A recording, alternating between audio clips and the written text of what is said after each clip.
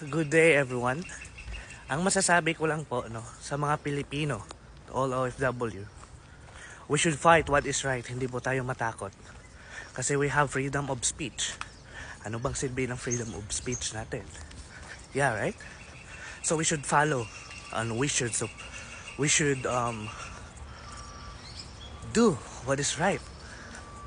And we should fight our right to have better future in our country.